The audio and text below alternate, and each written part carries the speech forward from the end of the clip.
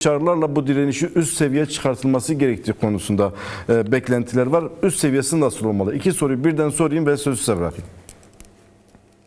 Tamam, zaman kısaldığı için ben esas olarak vermek istediğim mesajı vermeye çalışayım bu sorular aracılığıyla. E, Dünya genel olarak İkinci Dünya Savaşı'ndan sonrasının bütün dengelerinin bozulduğu bir dönem yaşıyor.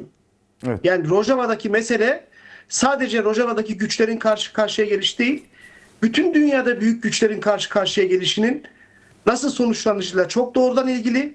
O yüzden Rojava'da kazanmak istiyorsak bütün dünyadaki sol, sosyalist, ilerici, emekçi, halk hareketlerinin tamamının dikkatini buraya çekmek zorundayız. Venezuela'daki meseleye sessiz kalıp Rojava'da kazanma imkanı yok. Ukrayna'daki savaşa sessiz kalıp Rojava'da kazanma imkanı yok.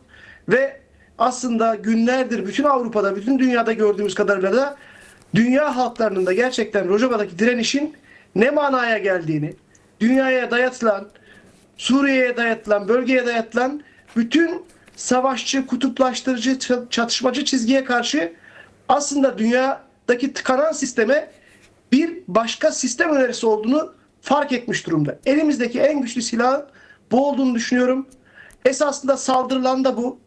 Çok farklı güçlerin bugün Rojava'daki direnişe karşı ortaklaşmasının altında yatan Rojava'daki fikirdir.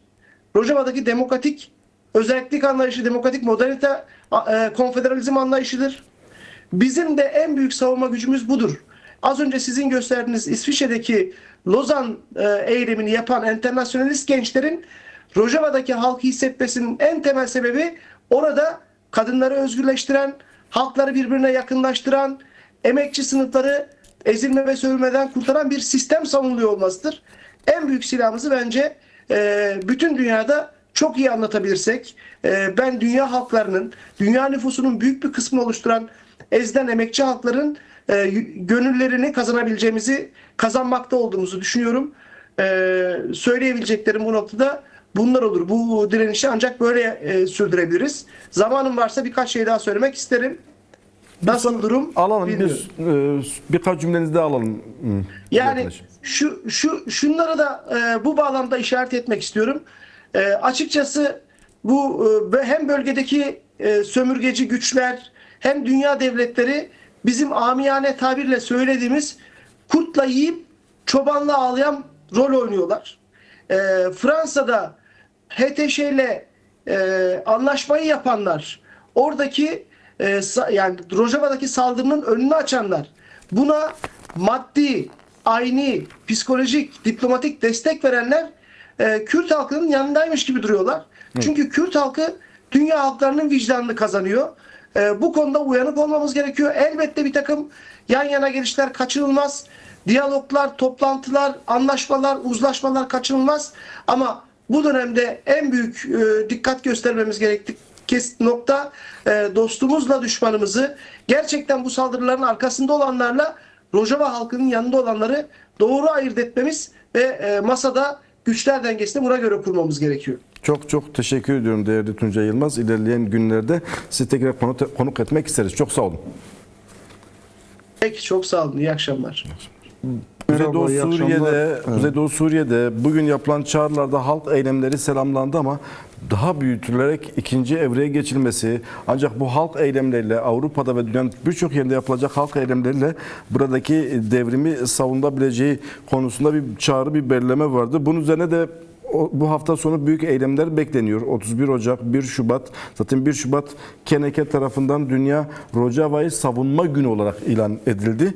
Tüm bu minvalde halk eylemlerinin yeni aşaması nasıl olmalı? Bu eylemler nasıl büyütülebilmeli? Bu konuda da birkaç görüşünüzü alalım. Kısıtlı bir zamanımız var. Rica edersek 3-5 dakikada toparlarsanız seviniriz. Tamam, sorun değil. Zaten ben bu değerli yorumcular bütün oradaki aktörlerin rollerini, nasıl neyin nesi, Türkiye'nin, Şahra'nın ve genel uluslararası aktörlerin durumları çok genişçe anlattılar. Bunu yine tekrar etmeme gerek yok. Özellikle kadına yönelik biraz evvel o sayın yorumcu yine aynı şeyi anlattı. Mühim olan evet bundan sonra ne yapılmalı ve bu eylemliklerin daha çok ne kadar bir büyük aşamaya çıkarabilmek için ne yapılmalıdır? Elbette 1 Şubat bu şekilde anlamlı bir gün olacak. Tüm halklar için, özellikle bizim orada yaşadığımız halklar için çok anlamlı bir gün olması ve bu herkesin tarafından kim ne kadar katkı sunacak, katkı sunması gerekiyor. Şimdi biz Avrupa Süryani Birliği adına bugün söyleyeyim. Mesela örneğin çok basit, Avrupa Parlamentosu'nda bizim konferansımız vardı bu yönde. Yani belli gruplar arasında Kürt temsilcisi vardı, Dürzi temsilcisi vardı ve güzel, çok anlamlı bir konferansımız oldu ve bunu sürdüreceğiz. Yani Avrupa Birliği ilk günden beri, Süryani Birliği ilk günden beri elini taşın altına koydu ve nerede ilişkimiz varsa, ister uluslararası, ister Avrupa Birliği'nde, ister Amerika'ya, senatörlere bildirilerimizi, yazılarımızı, maillerimizi ve tepkimizi göstereceğiz tabii ki ve tüm eylemliklere zaten çağrımız da budur. Hem halkımıza, çünkü orada yani evet belki büyük fotoğrafta Kürt halkına yönelik büyük bir tasfiye söz konusudur. Ama Kürtlerin tasfiyesi özellikle Kuzeydoğu Suriye özerk yönetimi bu 12-13 yıldan beri hep anlatıyoruz bunu. Bir ilk yakaladı orada. Daha artık büyük bir başarı, yani ortak bir SDG, yani SDF gücü altında DAEŞ'e karşı büyük bir başarı kazandı. Uluslararası büyük bir yani beğeni kazandı. Bakıyoruz işte siyasi dengeler değiştiği zaman ne kadar vahşi olacak, ne kadar barbar olduğunu gösteriyor. Onun için bunun üzerinde durmak istemiyorum. Yani eğer Kürt halkı kaybedecekse Süryaniler de kaybedecek, Ermeniler de kaybedecek, Dürziler de kaybedecek. Yalnız yani Kürtlerle kalmayacak bu iş. Onun için herkes artık elini taşın altına koyması gerekiyor ve bu şekilde bu görkemli direnişi daha da büyütmek, daha da uluslararası arenaya sokmak. Yani evet 10 binler, 100 binler çıktı. Hatta genel anlamda bütün bu 10 gün alsak milyonlara ulaşmış etkinlikler oldu. Ama 1 milyonu aşacak, milyonları aşacak eylemler olması gerekiyor ki dünya sarsılsın. Evet. Yani bunun artık geri dönüşü olacak bir olay değildir. Yani öğretimden evet bir TC'nin, yani devletin iştahı kabardı yine yeniden. Ki işin arkasında ne olduğu bellidir. Yani o açılımcı işte neo Osmancılık işte zihniyeti, bu gerici zihniyet, ne bileyim şeriatçı, yani artık hangi kavramlarla bunları atacağız? Artık literatürde gerçekten kavram kalmadı. Yani onun için bu çok tehlikeli bir oyundur. Evet. Ama bu tehlikeli oyuna karşı yani görkemli bir direniş ve bu direnişi biz Avrupa Süryani Birliği adına selamlıyoruz. Gerçekten çok anlamlıdır. Herkes için, hepimiz için orada. Çünkü bu kazanımları öyle kaybedecek lüksümüz yoktur. Ve bunu bir program evvel söylemiştim. Kobani, yani Kobani'de olan dünya önünde, gözü önünde büyük bir vahşettir. Bu bize neye anımsatıyor? Ben bunu hep dillendiriyorum. 1915 katliamını, Seyfos'unu anlamlandırıyor. Evet. Ermenilere, Süryanilere, daha sonra Alevilere ve şimdi Kürtlerin başına getiriliyor. Özellikle Kobani. Yani şimdi bu nasıl bir şeydir? Ve orada eğer değil de kazanacağız ki öyle gözüküyor, öyle olması gerekiyor. Yani o kale düşmezse bu geri dönüşü olacak bir durum, bumerang gibidir. Yani bu vahşete başlarına dönecek. Yani bu öyle basit bir olay değildir. Evet. Ve bunu da bütün yorumcular söyledi. Ben de bunu söyleyeceğim. Hani Kürt halkı ilk kez öyle görkemli bir şekilde bir ilki buldu. Yani her taraftan, bütün coğrafyada bu çok önemlidir. Yani bunu bu görkemli buluşmayı daha büyük bir aşamaya götürebilse Kürt halkı, tabii ki kendi dostlarıyla, ki yalnız Kürt halkı artık caddelerde değil, yollarda değildir.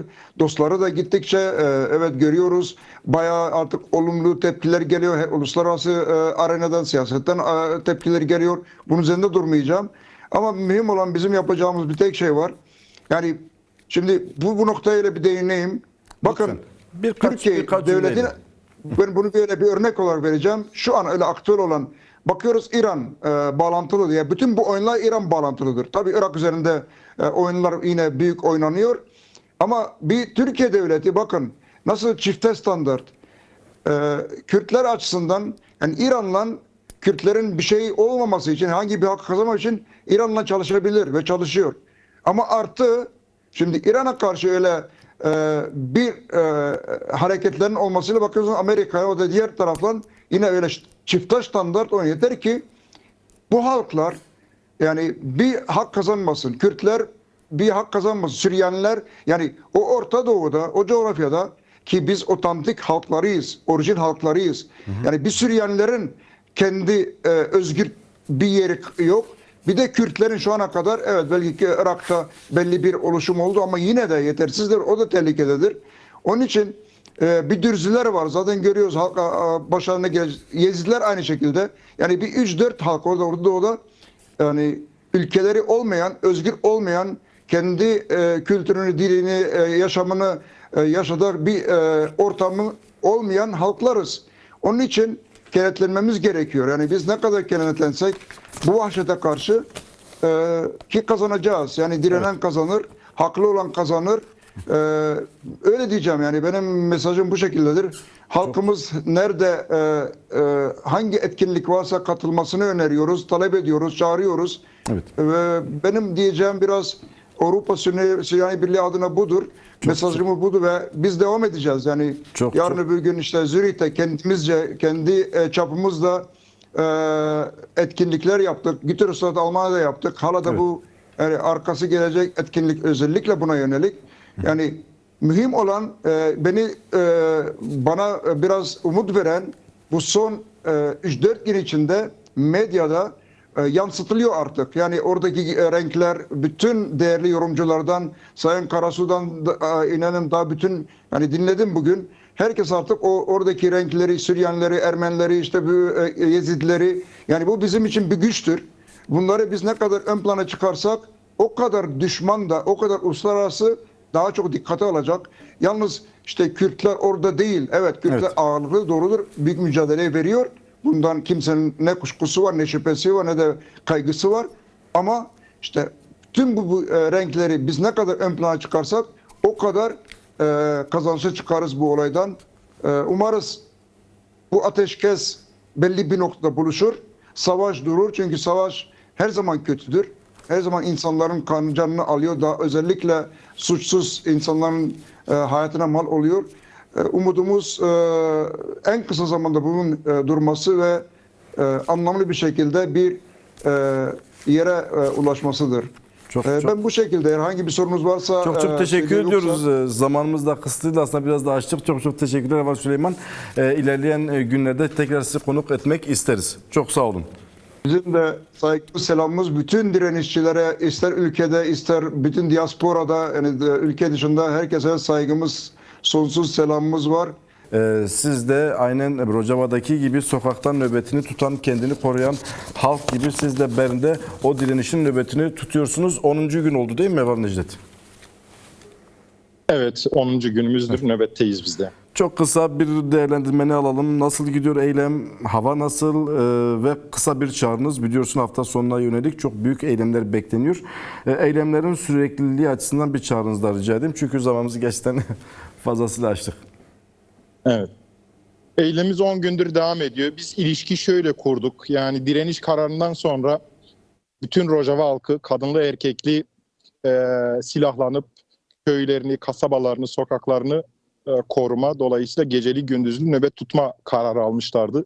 Biz de oradan ilişki kurarak burada onlara eşlik etme kararı aldık. 10 gündür geceli gündüzlü biz de kara, kışa, soğuğa rağmen, yağmura rağmen kesintisiz bir şekilde nöbetimizi sürdürüyoruz.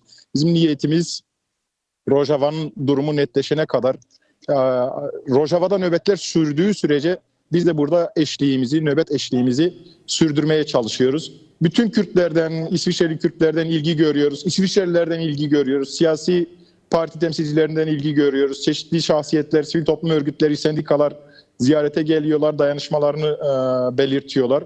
Dolayısıyla Kürtlerin direnişi, Kürtlerin insanlığa katkısının herkes farkında. Özellikle IŞİD karanlığına karşı dünyaya siper olma halini herkes biliyor. Özellikle İsviçre toplumu bunun farkında. Bu bakımdan destek alıyoruz, dayanışma görüyoruz. Bu nöbetimizi sürdüreceğiz dediğim gibi. Geceli gündüzlü İsviçre'nin bütün kantonlarda aslında yürüyüşler, mitingler gerçekleşiyor. Bu hafta sonu da yine bir miting planlamamız var. Bern'de büyük bir miting organize ediyoruz.